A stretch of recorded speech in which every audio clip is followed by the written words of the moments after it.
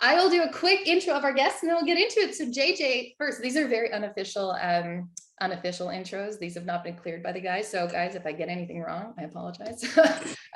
JJ is now a retired NBA star, having played at Duke. He was then drafted by the Orlando Magic. And over his career, he played for a lot of teams: the Milwaukee Bucks, the LA Clippers, the Philadelphia 76ers, the New Orleans Pelicans, and then the Dallas Mavericks. Quite the resume. And since retiring, it seems you've done everything but sit still, putting more time into your podcast, The Old Man and the Three, and also becoming a sports analyst for ESPN. And of course, spending time with your lovely family and your wine cellar, which I understand is still under construction, right? Correct. We're still working on it. Yes. One of those things, it's never going to be done. And then you still have to fill it, and then it'll be too full, and you'll never rest with that thing. But Josh, moving on to him, Josh is still in the early years of his career, having played college ball at Villanova.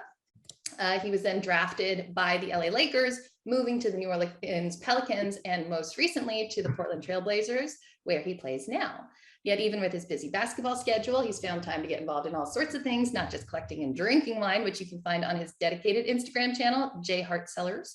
But he's partnered with Wine Access, who provided our wine on a diversity in wine scholarship, which is awesome. And I understand you're also an avid video gamer and you play on your Twitch channel. And you recently got married. Yeah. And tell me, this is hard as somewhere. This is hard as summer. Is she also into wine? Are you going to share that bottle?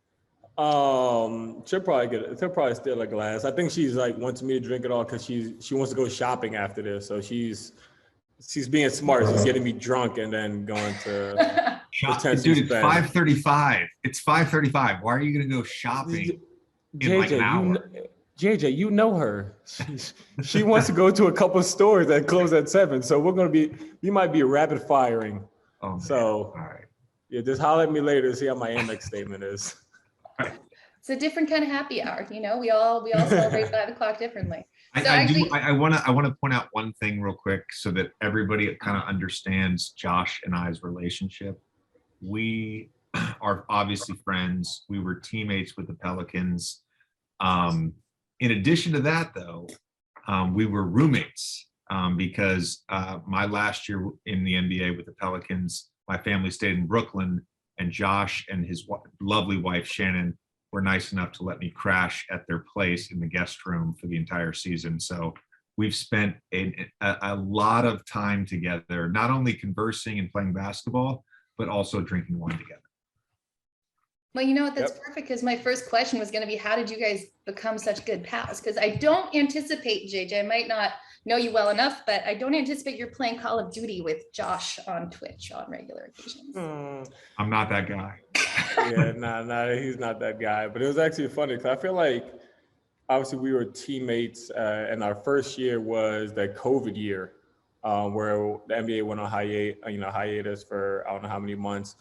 And then I feel like we were cool, just kind of cool before that. And then in the bubble, we kind of started hanging out more, drinking wine, and I feel like that's kind of where our friendship kind of took off. And like I said, he stayed with us. We got a lot of days of golf, and luckily for me, he didn't pay rent, but he provided the wine, so it was a good deal for me. Well, it depends. What did he provide you with? If we can look at JJ. Look, he's nice background. He only does the best. So he was getting great burgundies and stuff that was like out of my price range that he was sitting there just popping open. So I drank for free, so that was a positive, and I can't complain. Josh, why don't you tell everyone what your wedding gift was? I will, because I'm opening it. I'm opening it next Thursday, or maybe next Friday. So for you guys that don't know, so like I said, this was a wedding gift / thanks for letting me stay at the house gift. So he gave me a 95 Latache, which I've probably been holding on to for probably like 7 months now. And JJ specifically, he either told me in person when he handed it off or texted me and said, I'm not giving it to you to fucking cellar. So so I told him, I said, once my option gets picked up for next season, which would be in a week I'm going to open it. So I'm literally counting the days down. And JJ actually text Jeff to like send some other good bottles so I can like have it with that. So I am. I'm much older than Josh. I have probably the worst vintage ever for wine across the globe, 1984. Josh fortunately has a decent vintage, 1995. That's his birth year. So that's the reason it was a 95 with Tosh, because that was the year he was born. And on the bubble front too, and Josh and I hung a bunch prior to the bubble, but you know, we both like to golf, so we played golf a few times in the bubble, and we both decided, we got there like day 1 or day 2, and we were like, man, the wine options at this hotel are just terrible. So we called my wine guy. He shipped a bunch of stuff. We both got little mini wine fridges from Amazon so that we could store them properly. As you know, Orlando in the middle of the summer is not the best place to store wine if you're going room temp. So we did it proper. And honestly, the bubble was really hard, but also really amazing, because not only with Josh, but with a bunch of teammates and friends that I have in the NBA, Carmelo Anthony, Tobias Harris, like we would play games, we would practice. And then at night, if you didn't have a game the next day, everybody would bring 1 or 2 bottles to share with a decent group and stay up till 1 o'clock in the morning chatting about life. And that was a really cool experience from the bubble. You know, that actually leads in perfectly to the next question, which is about this whole trend of athletes and NBA players in particular in wine, right? Because it just seems to be something that's really picked up. And I don't know where it started, but over the last couple of years, it seems like a lot of players are really getting into it. And my observation, I don't know if this is true, you guys can tell me if it is that most people are actually genuinely interested in learning about wine. Like they want to learn about the history, the culture, they want to actually enjoy it. It's not about, you know, just label hunting for the sake of label hunting and, you know, buying 95 Latashes to say you have 95 Latashes. It's about actually understanding that DRC and Burgundy is a wonderful product that has great history and all of that attached. And so is that true? And why do you think so many players are getting into wine? Because like you said, it seems to be something that you guys do after games. I guess JJ will probably have a little bit more perspective because obviously he was in there a little bit longer. But for me, I think it's a good alternative because a lot of guys, like JJ actually had a conversation with Tyrese Halliburton on his podcast. A lot of guys drink, you know, a little bit harder alcohol, you know, Hennessy or whatever, vodka, tequila, whatever it is. And wine is kind of like you know, it's lighter. I think it's more flavorful than I can't just sit there and sip on Henny.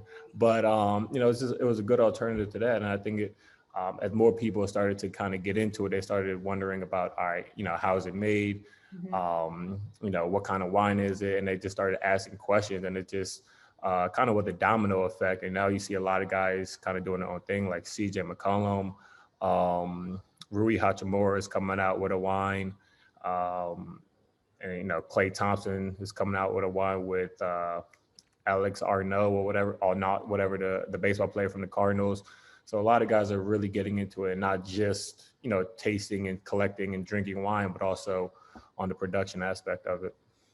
I think when I first got in the NBA, the drink of choice was generally, as Josh said, hard liquor or a case of Coors Light. Like I had a teammate from Europe, and you know, he'd get on the plane after games with you know, a 12-pack Coors Light. I had another teammate who would come on with a bottle of Hennessy. And the shift really started happening around like 2012, 2013, 2014. And guys in the NBA, and this is not a knock on us, but we are sort of a copycat league. And when we see one guy balling out in a certain area, we tend to gravitate towards that. That wasn't the case for me, and we can get into my history with wine. I sort of naturally gravitated that way. But once LeBron and Dwayne Wade and Carmelo Anthony and Chris Paul and all those guys, once they started getting into wine, I think the natural inclination for a young player, you know, you're going to mirror what the old heads do. You're going to mirror what the OGs do.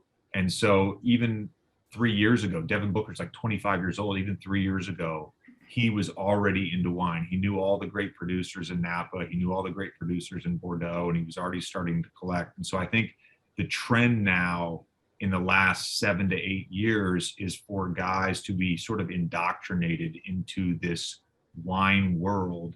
And there's two pieces to this. Number one, it's a very competitive world in the NBA. And so we're always going to compete. We're always going to try to outdo each other. We're going to try to outdo each other with what we know, with the bottles we bring to dinner, with the bottles we order at dinner, with the bottles we bring on the plane. And the other part of that is like, we're all obsessives. That's probably it for me. Is I just lean into my obsessive nature. And so whether it's studying wine, studying varietals, studying regions, I probably read more about wine and golf. That's my other obsession, than I do anything else. Of course, outside of basketball, because that's my first obsession. So that explains a lot about what Josh and I were talking about before you joined, which will become clear when we get to the tasting, this whole idea of being competitive when we actually talk about the wine. But you teed up the question nicely. How did you actually get into wine? Let's start with you, and then Josh can tell us his story. But how did you personally get into it? Well, I always like to tell the story as sort of a reference point in my wine journey. I didn't drink wine growing up. My parents, I never saw alcohol in my house. I went to college, and I was a typical college kid. I drank Busch Light and Natty Light and did all that. My senior Hold on, first year, off, you are not a typical college kid. Let's just put that out. Let's put this out there now. You are not a typical college kid. I also got a lot of buckets. Let's be clear, Josh. But my senior year for graduation, I hosted, just with my family and some close friends, I hosted a graduation party for all of us that were graduating that year in May of 2006. And I knew my sisters liked to drink wine, so I went to the local grocery store and I just bought red and white wine. Like, I didn't know that there were different types of grapes, that there was different alcohol content. I just knew that there was white wine and red wine. And then when my wife and I got married, we went to Napa for the first time. That was an incredible experience. And slowly over the next 3 to 5 years, I started drinking different varietals. I started drinking different types of wine. And truthfully, I think everybody who becomes obsessed with wine, they all have an aha moment, right? It's like, oh, I get it now.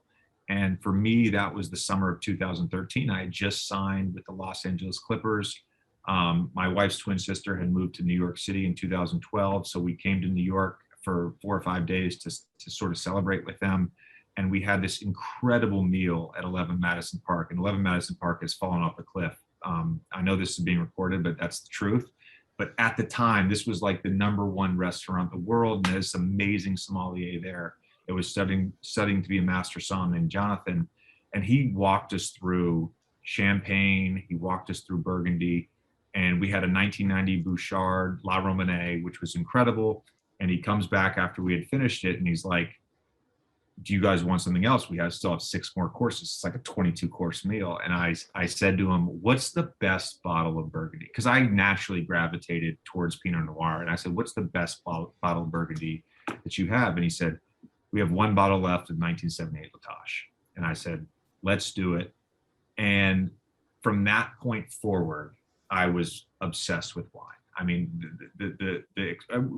again, 4 people drinking 1 bottle, like, we're all getting a glass and a quarter, basically. We took an hour and a half to drink that wine because it was just it was transcendent. I mean, that vintage is legendary. Of course, Latache and DRC is legendary, but that experience, it's a moment that I won't forget in my life, let alone my wine experience. I love that story. That's a great story. And yeah, that transcendent moment, that's the best way to get into it. So Josh, did you have that too? Did you have like a moment of understanding wine, like the aha moment? It wasn't over a 78 Latache. I read that now. It wasn't over in a pot like red either, though, I'm sure. Yeah. So my favorite food was steak. So I had a host family in high school, and I'm close to them to this day. And they always said, my pops drinks wine. He was like, oh, a good red wine will go well with a steak. And I tried it fucking hated it. It was terrible. I was like, I don't know why anyone drinks this for fun, or like this is like the worst thing ever. So probably gave it a couple years, 2 or 3 years. I started feeling like my taste buds started to change a little bit. So my second year in the league, that's when we had LeBron, Rondo, JaVale McGee, KCP, and those guys like drinking wine. So I had Rajon Rondo for Secret Santa, and I loved Rajon Rondo, one of my favorite players growing up. And he liked wine, so I'm like, okay, I got a Secret Santa. I'm like, I love dough. I got to ball out. So I got him an 05 9 estate from Colgan, and then I got him an 09 Harlan. And I had no idea anything about these wines. I'm like FaceTiming my pops. I'm like, is this a good bottle? I'm just looking at the price tag. So we did that, gave it to him. We played Golden State that day, beat them by like 20. This is when they had Steph, Clay, KD, like the super team. So we beat them on the way back. Rondo opened the 09 Harlan, and I drank that, and I was like, yo, this is the shit. Like, this is amazing. Like, I understand now why people actually like this. So that was kind of like where it started. And, just kind of, went from there. So question for you, because JJ, I'm sure will have had this experience. I had this experience. Everyone starts in Napa and ends up in Burgundy. Are you on that path? Mm-hmm. Yeah. So I started with Napa. 'Cause I kind of wanted to just just lock in on a region before I just branched out. I did that. And then I went to a Jordan wine tasting for, I think they're like 17 vintage, and they brought a 95 Pinchon Baron. So drank that. I'm like, oh, this is great. So I started in Bordeaux. And then once I started hanging out with JJ, he started giving me all these great fucking bottles of Burgundy that are expensive as hell that I was drinking for free. They're not all expensive, Josh. I'm not drinking DRC every day. Okay, they're not DRC, but like they were like good, really good. Like, some were really good village wines, and then obviously all the way up. So I was drinking those for free. So obviously, I started there, and now I'm kind of in between Bordeaux and Burgundy. I mean, just think of it this way. All of the money you save drinking JJ's wine, you can now invest into your own wine. So that should buy you at least a few DRCs, right? I mean, that's a good way to think about it. For sure. Because so the thing, I would get the wine, right? And JJ, he loves Burgundy. So like, I'd be like, yo, JJ, I got this like 05 like Chateau Montrose. And he'll look at me like, oh yeah, that's good. That's good. That's cool. I'm like, and like would drink, or like, I forgot there was there was like a lineup that I had that I was like so excited for in the bubble. And I'm like looking at JJ, I'm like, yo, JJ, like these 5 wines, I got them from your wine guy, Jeff, like they're the shit. And he was like, oh yeah, they're good. Like he drank like one, I think one was like a, JJ, what was it? I think one was like a Latour, and he was like, yeah, I feel, it's not the best vintage, but like it's a good wine. And I was like, you know what? It was the chewy mouthfeel. It was the lentil soup. The lentil soup. He was like, it tastes like lentil soup. I was like, you know what? I'm gonna just have you bring the wine from now on. I'm sure he thought it was delicious. It was just part of that whole competitive thing to make you feel a little less on your game about your wine. I'm sure it was a psychological thing. It's okay, and it's funny because if you see the progression of like, it's actually, I'm on my Instagram for my wine page. I have August 1st, I posted a photo. I have a couple of bottles of Ponte Canet, a Latour, Pape Clement, and a Chateau Montrose. And then 2 posts after that was in the bubble, and it was, I can't say, a couple bottles of Favelet, and then it was Griot Chambertin Ponceau and Claude de Rose Ponceau. Like that was my progression. I'm like, all right, I got to get on my JJ level wine. So that's like the perfect, just like sum up of my bubble experience. Like started with Bordeaux and then like go to like JJ's level of Burgundy. JJ's like your wine Yoda. That's good. He is. Well, so just last question before we turn to the tasting. Tell us a little bit about your guys' cellars. Like what do they actually look like? Like what do you have? Do you have fridges? Do you have an actual cellar? And what's in them? I'll go first because I know I'm not gonna be able to top JJ. So in the house in New Orleans I had before we moved, I got traded. my wife wasn't happy about it. I actually took out the pantry and put a wine cellar in there. So I got some mostly Bordeaux's, got some good Napa producers, and yeah, that's really about it. You know, I'm renting this house for the summer, so I have a wine fridge right there. You know, I only have one bottle, and that's the 95 Latosh. So I'm gonna have to start filling that up. But I'm gonna kick my feet up and let JJ explain his, because I have half of his inventory profile, so I know what he has. So I'm just, you know, gonna Josh, you have 10% of my inventory profile. I know, and that's the thing, and I'm still in all of that 10%, so I can only imagine the other 90. So so please go ahead. When I first started actually collecting wine, it was about 4.5 years ago. I got introduced through a friend to a wine collector who has now become a dear friend of mine. And all I had for storage was a 22 bottle built-in unit in the apartment that we were renting in our building while we were doing construction on our apartment that we live in now. We since have bought a place out on Long Island, and I have a cellar there, which has grown to be too small. So we're in the process of Josh, stop with the facial expressions. Oh, I'm looking at my inventory, baby. I'm on to JJ's collection. So we're in the process of moving that cellar and building a proper cellar adjacent in the basement there.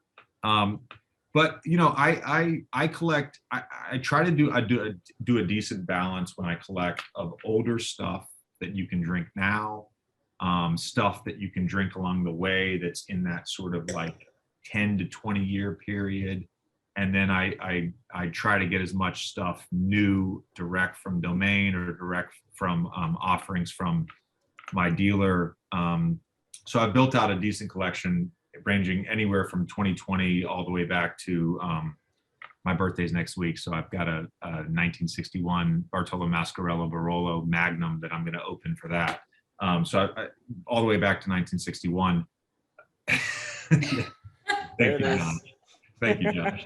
So I've got sort of everything in between. And I know, like, I am a Burgundy guy. My heart is with Pinot Noir. My heart is with red Burgundy. I would actually say that if I was to pick one wine to drink for the rest of my life, it would actually be white Burgundy. You know, I absolutely love white Burgundy, and so the majority of my collection, call it 60 to 70%, is primarily Burgundy. The next 20% is Italian. So I collect Barolos, I collect Brunellos. And then probably the next 8% is Champagne. I absolutely love Champagne. I love the big ones, Krug and Dom, of course. I think an incredible value in Champagne is Agripard. They make insanely great Blanc de Blanc, and it's relative to some of the bigger names, like it's incredible value.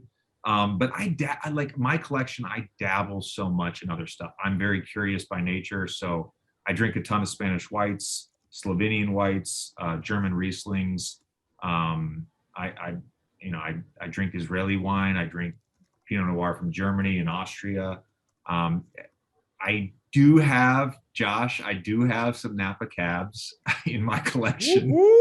I'm particularly fond of Martha's Vineyard from Heights, and that is really, you know, I have probably a couple hundred bottles of Napa Cabs, and I would say 80 to 90% of my Napa Cab collection is directly from Heights. That's really my favorite producer out there. I'm going there actually tomorrow to celebrate my 12-year anniversary, and that's one of our stops. We're gonna go Colgan, Heights, Promontory, in Napa, and a couple places in Sonoma. So yeah, that's my collection. Are you going to go see David? Yes, we are. Tell my guy I said hi. 5:15 on Thursday. No, on Friday. Well, happy early anniversary and happy early birthday. So you mentioned Barolo. So let's, without further ado, let's get into the tasting. And before we do, let's actually just open it up to the group. We're going to do a little sweepstakes. Make sure everyone shakes off their cobwebs because you've all been relaxing and listening to our guys talk. But 3 quick questions with the opportunity to win one of 2 InVintory hoodies or a bottle of wine, also from our friends at Wine Access. Josh, JJ, you guys don't get to play. I'm sorry. You just get to. Oh. You get to help moderate. But just a couple simple questions about Barolo to see kind of what the crowd knows. Some people here are very seasoned wine experts, I know. But just shout out if you know the answer. So question number 1 on the Barolo. In what Italian region would I find Barolo?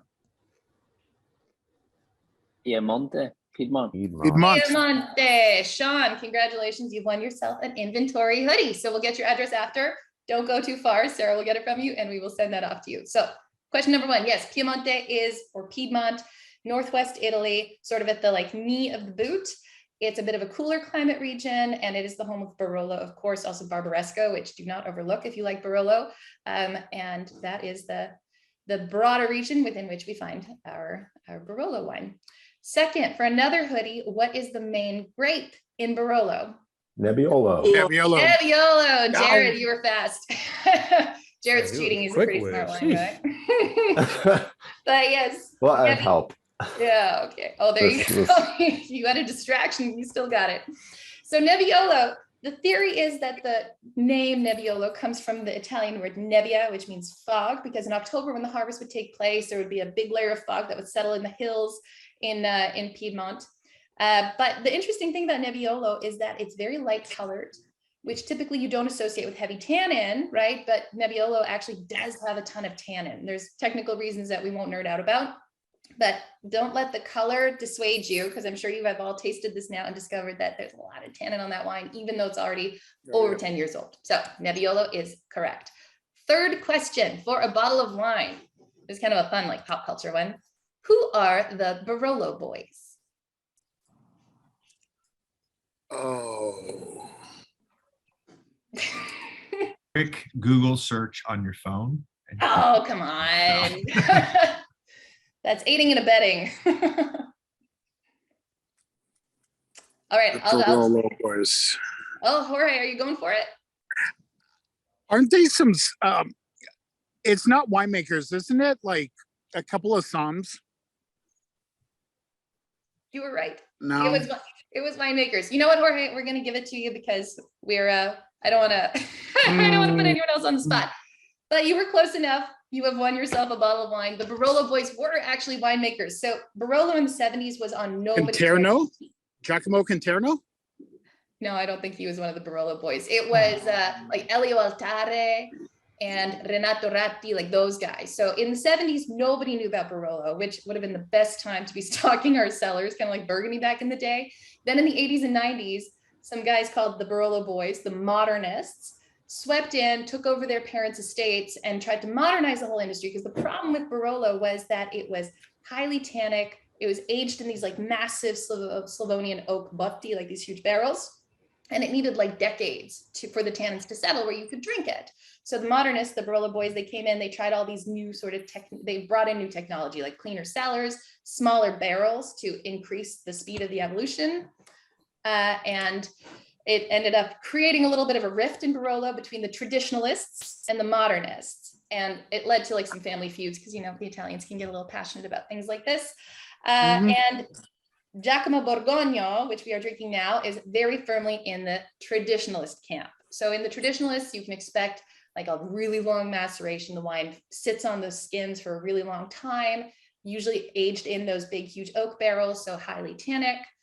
And maybe you're noticing a couple of those things. So without further ado, just a quick 101 on who Giacomo Borgogno is. One of the oldest producers in Italy, or in Piedmont, in Barolo.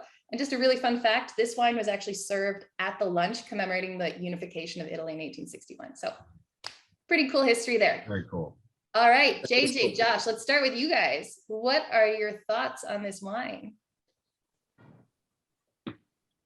Josh. And remember, don't get too technical. No, Josh, I know you Google. I know for a fact you Google search the tasting notes. So let's hear it. Let's hear it. JJ, you know that I would never do it, but it does have a dusty ruby color that decorates the core, really inviting of a garnet rim. The aromas are kind of morello cherries, dried roses, I think that is, with accents of asphalt and truffle. And the mouthfeel is generous, characterized by stern tannins that lead to a long finish. As JJ knows, these are all tasting notes from from Vanessa Conlon, who's the master of wine at Wine Access. So shout out to her for the wine and the tasting notes. Hey, well played integration there, Josh. Thank you, Well man. you have a future in media. With that integration, you have a future in media. That's really good. Although he's too honest, you shouldn't have come clean. We bought it.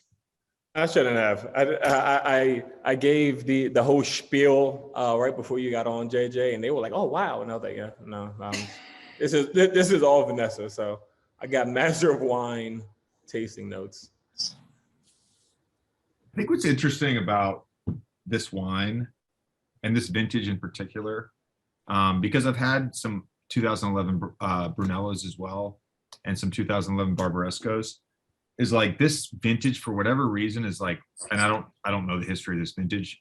I'm not that well versed on Burgundy, but this vintage is actually approachable right now.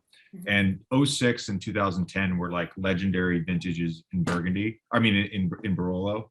And the thing I love about this wine is the balance of the tannins, the balance of the depth of the wine, but it still has that fruit. You mentioned cherries, Josh, and that's what I'm getting, and I love that. I love the dark fruit, and so much. You know, I'm a Burgundy guy, and so much of Burgundy, a lot of Burgundy is that red fruit, and this has that dark fruit in it, and it's absolutely delicious. And I opened this bottle probably 2.5 hours ago, and it's, I mean, for a 2011 Barolo, it's drinking fantastic right now. Yeah, so actually, just to your point about the vintage, I think that's a really great observation. So 2011 was kind of a funny vintage because it got really hot in the summer. And they were harvested early that year. JJ, I don't know if you remember, but the Barolo was really warm. Josh, you were 12 in 2011. Stop it. So it was really hot, which made the sugar accumulate quickly. And then they were saved by some cool rain. So everyone thought there was going to be a wash of vintage. It was going to suck. And it didn't. Like, it's actually gray, right? They actually achieved some really good balance, but you're right. It's a little more approachable probably because it ripened so quickly. And I agree with you. I think it's drinking really great. Now the tannins are still pretty strong. So I think this still has some life in it. I would store a bottle. What does everyone else in the crowd think? Any other observations from our guests? You can come off mute if you would like to share any of your observations with the experts, Josh and JJ, who. Well, I'll agree with your point that this could definitely be aged. I mean, like classic Barolo, high acid, high tannin, this definitely has both of those components. And you're right, even though it's not one of those classic vintage like 06 or 10 or 13. Now they're talking about 15 and 16 like that too, but it's a good one, real good one.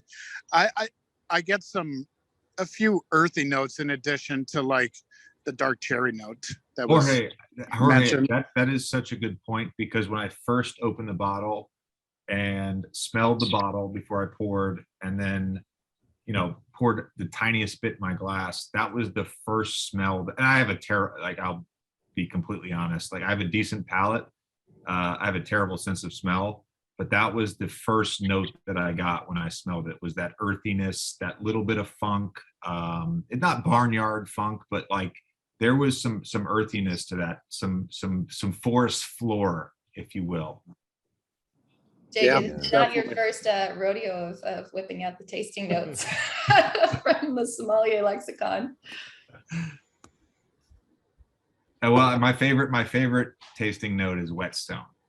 Whetstone. And that brings me back to 2010, my first time in Napa doing tastings and again, I can't even remember the name of the winery, because we were if anybody's been in Napa knows, like you've got the mountains on either side, and you get the valley floor that's flat, and you can go up north, south, either way, cut across, whatever. And we were going up the western side and stopped at a place. It was our first stop, and I was reading the tasting notes, and it was like wet stone, and I'm like, God, it does smell and taste like wet stone. That is such an apropos thing. And people talk about Sauvignon Blanc like a new tennis ball smell, right? You open it up, and like those to me are the two tasting notes that always stand out. If somebody tells me something smells and tastes like raspberry, I legitimately am like, what the fuck does that mean?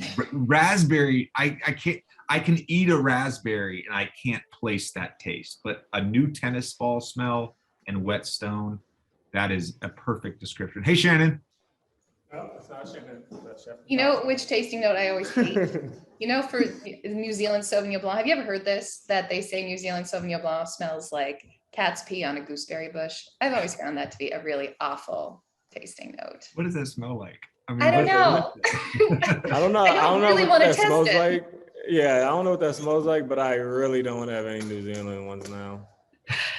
I know people can get a little colorful with their tasting notes for sure, but you know, at the end of the day, the Gooseberries only thing are that matters awful. is not if you pick up raspberry or blackberry. I'm with you on that. Like, who cares if you're picking up raspberry or blackberry, right? It's about if you like the wine and if it's something that you'd buy again. Sorry, Jared, you were going to say? Oh, I was saying gooseberries are awful. That does sound terrible. You strike me not as a New Zealand Sauvignon Blanc kind of guy, but I could be wrong on that too. Well, so for this, how does this compare? JJ, you in particular drink quite a bit of Barolo. How does this compare to other Barolos?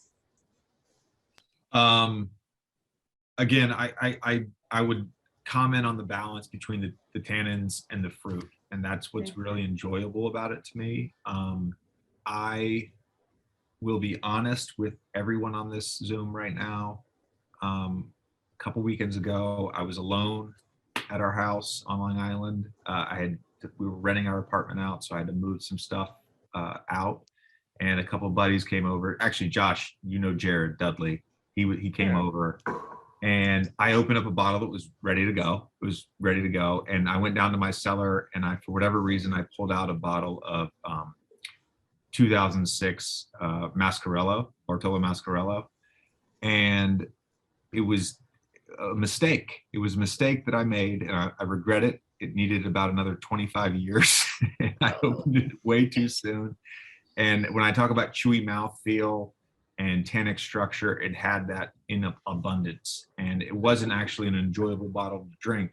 And so I think this right now, the 11s in particular in Italy, like they're just enjoyable to drink. Yes, they could use some more years, but in terms of drinking right now, like they can do that. And I think about in Burgundy, like I talk about the 2010 vintage all the time. Like everybody talks about 05, everybody talks about 09 to some degree. 2010 in Burgundy is similar in some ways to the 11 vintage in Italy, because yes, you can use more age, but you can drink those wines right now after opening up. They're phenomenal. They're approachable young. Yeah, I think 14 is a good year for Burgundy for that too. Like it's still a little too recent, but yeah, I think that's such an important point, that it's not always about getting the top vintage, the one that's going to age forever, and then filling your cellar with that, right? Like the vintage variation, at least I think is part of the fun, where you get to try different styles. So on that point, is that a strategy you guys use? Like what's your strategy for buying wine? Do you buy a case that you can try it at various times? Do you try to get different vintages of the same producer? Do you just get mostly vintage driven wines, or what's your strategy for buying? So in that sort of 20-year window, I generally buy cases where I can try a bottle. If I'm going to invest in a wine, I can try a bottle now. I can try a bottle in 5 years. I can try a bottle in 10 years, and I can kind of compare, the experience with each opening.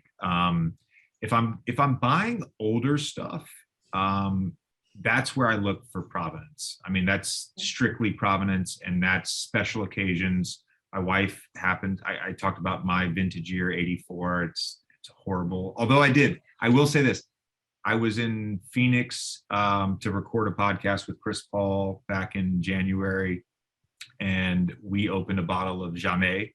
I love Northern Rhone as well, and we opened a bottle of Jamais 1984. I pointed out in his cellar. I was like, "That's my birth year." He's like, "Let's open it up," and it was really great. It was really great. It was like in a perfect spot. My wife is an 85. And there's so many different regions across the world, specifically, Italy. Sassicaia became legendary because of the 85 vintage, but Burgundy as well. So we open a bottle of 1985 red Burgundy on her birthday every year. I think we did a Chambertin Clos de Bez this year, a Druhin from that, which was amazing. We've opened different bottles of 85, but for those type of stuff, I generally buy, Provenance in 1, 2, 3 sort of buys in terms of bottle size. I don't necessarily buy a case. The newer stuff is where I buy 6, 12, sometimes, 18, 24, depending on the price point, Josh, that. So Josh, what's your strategy? How do you buy? Yeah, so I don't have the pockets that JJ has, so I'm a big 3-pack guy, big 3-pack guy. But honestly, luckily, JJ put me in touch with a great wine guy, our wine guy Jeff, in New York, and I'll talk to him a lot about kind of what I want, and he'll send me a variety of things, and he's huge. I talked to Vanessa Conlon, obviously from Wine Access, and pick her brain about certain vintages and those kind of things. So honestly, I really, right now, I'm very young in my wine collection and wine growing process. So I'm really relying on a lot of other people to kind of help give me a lot of background information on some of these wines. But that's kind of the main thing for me. Obviously, special occasions, always trying to get birth year wines, which sometimes it's tough to get, obviously, every other year. So that's kind of mine. I would add to Josh's point about, when we decide what to buy, again, like neither Josh and I are very fortunate that we get to play basketball for a living and make good money, and Josh is on the upswing in terms of his income. You make more money than I do now. Shut the fuck up. All right. But until ESPN renews that contract. All right. But one of the really fun things is it's not just finding bargain buys and under the radar producers. Like my wine guy's obsessed with this white Burgundy producer where I get to buy insane white Burgundy for pennies on the dollar relative to the bigger producers. I love doing that. The other thing I love doing, because I love Dujac. Like Dujac is my favorite red Burgundy producer, and I know Jeremy very well. But I buy village level wines. And like, I'll give a great example of this. My producer gave me an offering with some Lafon, white Burgundy I'm obsessed with. And I think white Burgundy village level from great producers is literally the best buy that you can make in wine. I bought regional level Leroy, and she puts she's not allowed to do this. She does it anyway. She puts the leftover grapes from the Premier Cru and the Grand Cru sites in the village level wines. So you're getting an $80 bottle that drinks like a $300 or a $400 bottle.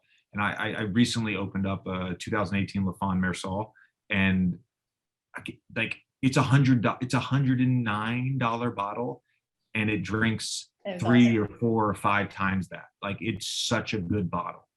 Yeah, and that's the fun part of buying. And for me, obviously, like, younger in my wine journey, it was cool because the first time, when me and JJ in the bubble, we really took a wine together, and he started putting me on to Burgundy, those kind of things, and I'm just sitting there, I'm like, I'm not trying to sit there and buy a Ponceau Clos de Roche or a Dujac. I'm not trying to do that, but obviously he put me in touch with his wine guy, and a lot of the village wines that JJ is talking about, that are obviously way more reasonably priced and those kind of things.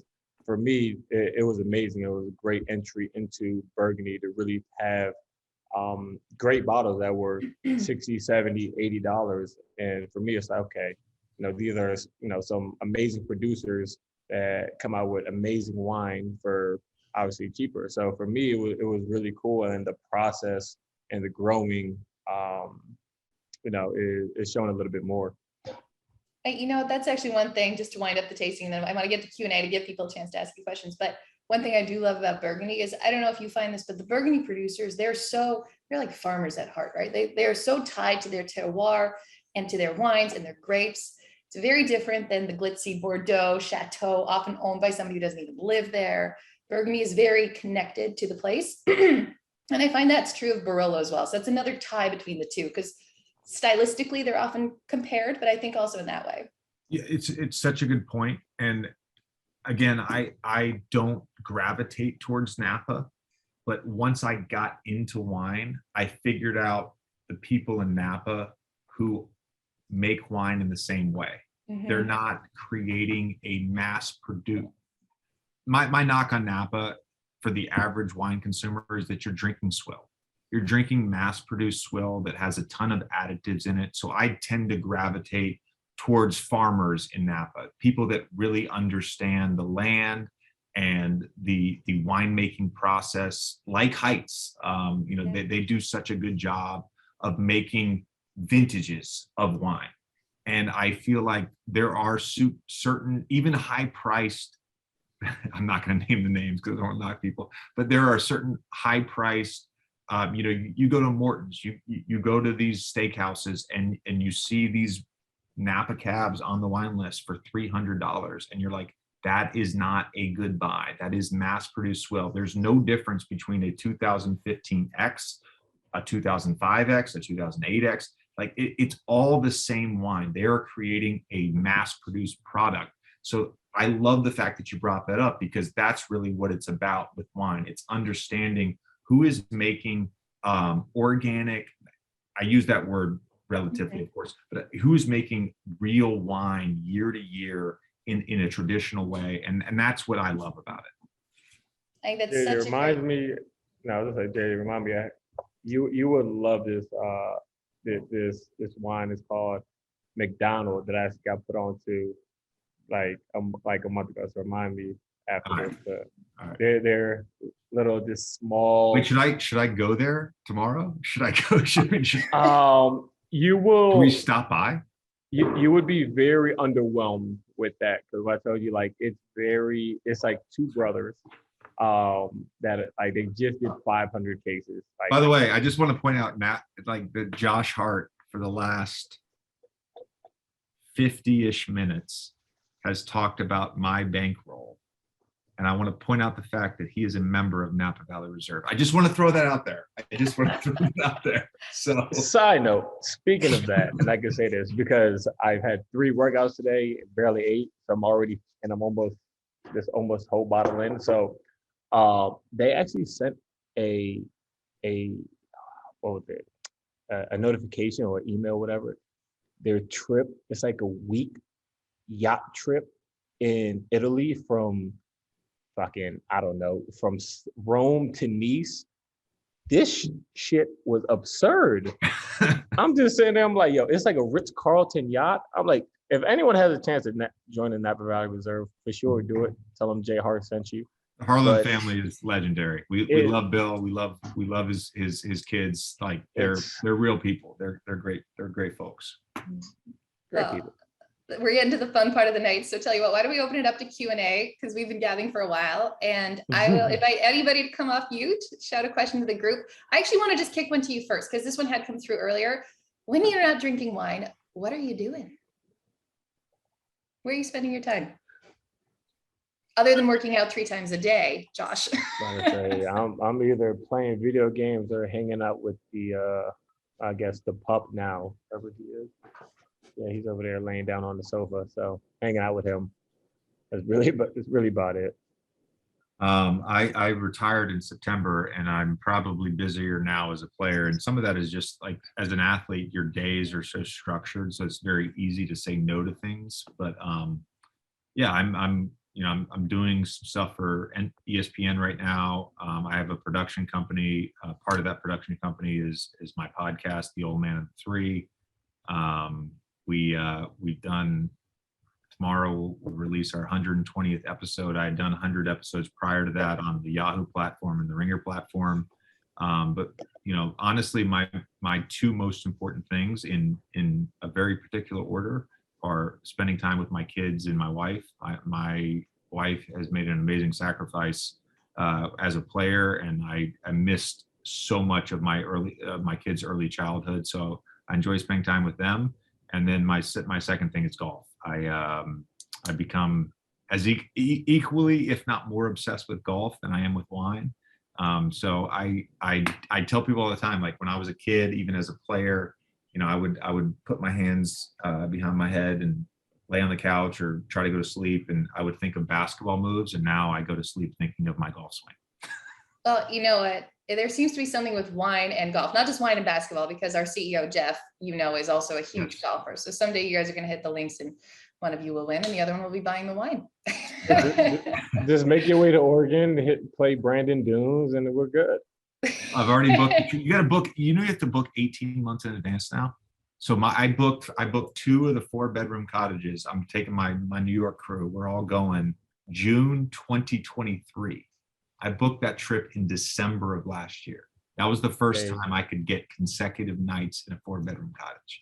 That's how crazy Banning is right now. Okay, and I also don't have to book a 4-bedroom cottage, so I think that that allows me to not have a little bit less. So I'm gonna do that and try. Hopefully hope that they're like Trailblazer fans and like play that card and be like, hey, yeah. No, got to get it while I can. Love that. David, you have a question. Come on up here. Yeah. So this is my wife, Sarah, and we're in Portland. And we were wondering, so we're opening a wine shop in the fall in Portland. And we were wondering, I'm going to take notes on your answer, but what do you like to see in your like friendly neighborhood wine shop? Like, what do you want to experience? What do you want to get out of it? What draws you? What repels you? Well, for me, it's like a good variety. So when I walk into a wine store, I mentioned the mass-produced swill. That's not what I'm looking for. I'm looking for real producers from all over the world. And, I love the Willamette Valley. I'm good friends with the winemaker at Longolo, which started producing, I think, in 2015. Chosen Family Wines, Channing Frye started. Stop it. Hold on, I have no skin in the game. Okay, I know. I just don't toot Channing's horn anymore. You hate, okay? Why? I don't know why you hate Channing. Anyways, I'm looking for like the mixture. I think the variety. If I walk into a wine store, I want to be able to buy a $100 bottle, but I also want you to be able to tell me this is a great producer, and it's $22 or it's $18 or whatever. And I look for a good variety of. We mentioned Sauvignon Blanc. I want a good Sancerre. I want a good Albarino from Spain. I want to be able to find an affordable bottle of Brunello. Like I want to be able to experience all the different wines across the world and be able to sort of develop a palate and a taste profile. That's what it comes down to. Yeah, it's really the same for me, having that variety. And for me, like I said, just being younger and just kind of just getting into wine, I want to go somewhere. I want to be educated. I want to sit there and have a conversation with you about whatever wine it is. So I think that's the biggest thing for me. Obviously, is the variety aspect, but also the education aspect. Because, like I said, a lot of people, especially this younger generation, it's really like JJ said at the beginning, it's like, oh, there's white and there's red, and that's about it. But once you go there and you have a conversation and kind of get a background to some of these varieties, some of these producers, I think that's, really the coolest thing. And sometimes I know there was a spot, JJ, I don't know if you went to it in New Orleans called Wino, and they had kind of like the wine, kind of like dispensers, and you're able to kind of taste, a couple of wines by the glass. So you can sit there and kind of taste that. And have a conversation and kind of see, the background of those kind of wines and that kind of thing. So for me, it's the variety, but also the education aspect of it. Great answers. David, that help? Yeah, and I wrote in the chat, but I've been teaching high school for over a decade, and so we're going to be teaching classes in the shop in the evening. Amazing. So hey David, where is this wine shop going to be? So it's going to be on North Williams, next to Eam, 3928 North Williams. We're opening in the fall. It's going to be a while because we got to build it out. But yeah, Love to see you. That's awesome, David. Yeah, Congrats, man. That's I'm awesome. checking it out, man. So I welcome definitely anytime. have to swing by. Congrats. That's great, David. Any other questions from the group?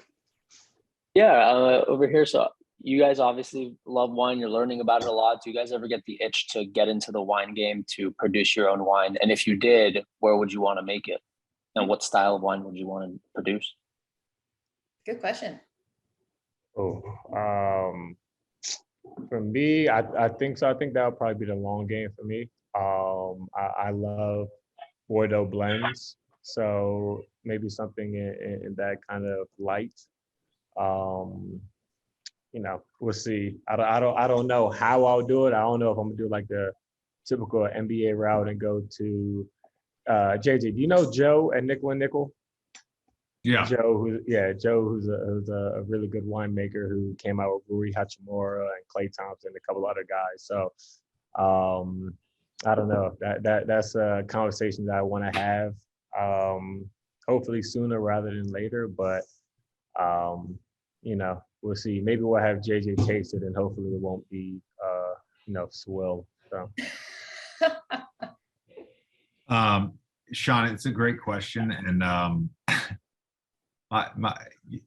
a planner. So my kids are 7 and 5. They're going into kindergarten and second grade, which means I've got basically 13 to 17 years of work left. So call that 50 to 54. So when I'm 55, I will hopefully have already purchased the land, and 3 to 5 years of getting the vines right. That's the long-term goal for me is, basically splitting time. I'll be in the summer, I'll be out on Long Island. And then for me, it's probably Santa Rita Hills because I want to make Chardonnay and Pinot Noir. Oregon obviously is great at that as well. So that's another option. And I've actually looked at different vineyards and land for sale already. I don't think I'm there yet. I'm the route that some NBA players, as Josh mentioned, of sort of partnering with a winemaker and with an existing brand to create one-off things. That's probably not for me. I don't dip my toes in things. That's not how I operate. I'm all in on something. So for me, the ultimate goal is to own my own land, to basically be, hands-on. I'm not saying I'm going to be the main winemaker and farmer, but I'll be as involved as possible. And that's probably 15 to 20 years away. But yeah, I envision me doing that, for the last, hopefully 20 to 30 years of my life. Well, there you Yes, go. thank you. When you have that winery going, let us know what the name is, and we'll be hosting our next roundtable. Not our next one. We'll do like 10 more of these in between. Yeah. So when inventory is a success, hopefully by then with you guys on board, then we'll host our next tasting there and re-invite everyone from this call, and we'll see where we're all at. Love that. Okay, awesome. Guys, we have run out of time. I know we have so many more things we could talk about. This was so much fun.